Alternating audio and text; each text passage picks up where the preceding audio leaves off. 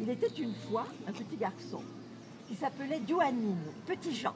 Il habitait avec sa maman, il était déjà assez grand. Un jour, sa maman regarde, elle n'avait plus du tout de farine pour faire le pain. Bon, moi, je suis quand même d'un village où j'ai entendu les personnes raconter. Elles ne racontaient plus de contes merveilleux, ils étaient déjà un peu oubliés, mais on évoquait. On pouvait évoquer le feu follet, alors souvent un peu avec ironie, quand quelqu'un ne trouvait pas quelque chose, on disait « Ah, Sarah, où vous êtes ?» Alors nous, petites, on me demandait ce que c'était, on disait « Ah, c'est le follet qui vient, il n'est pas si gentil que ça. C'est un peu comme les corrigans chez les Bretons. Ils peuvent faire des niches, mais ils peuvent aussi des fois être un peu méchants. » Et puis on nous parlait aussi des fois du Momo. Le Momo, c'était un peu notre loup-garou. Donc on évoquait des personnages un peu d'une mythologie oubliée. Et puis surtout les gens, quand ils parlaient, même pour raconter une chose ordinaire, avaient un ton comme s'ils racontaient. Et ça, je l'ai intériorisé sans m'en rendre compte. Et j'ai une fille, un peu chippie.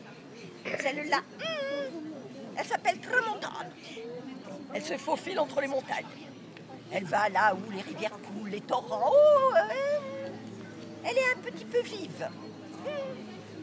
Il faut faire confiance d'abord à l'imaginaire, que l'on soit enfant ou adulte, et puis à la parole, et surtout à ces récits qui viennent de la nuit des temps et qui nous concernent profondément. Elle avait une oreille grande comme un coquillage, bien ouverte et bien profonde, avec un petit conduit en colimaçon qu'on a encore tout au fond. D'ailleurs, si on ne l'avait pas, vous ne m'entendriez pas aujourd'hui. Vous l'avez aussi, mesdames et messieurs. Le petit conduit en colimaçon tout au fond, qui vient peut-être d'une autre vie qu'on aurait eue au fond de la mer, qui sait. Je revendique ces fils qui viennent vraiment de l'oralité. Après, bien sûr, il faut son bagage d'histoire. Puis il faut vraiment, ces histoires, il faut les porter.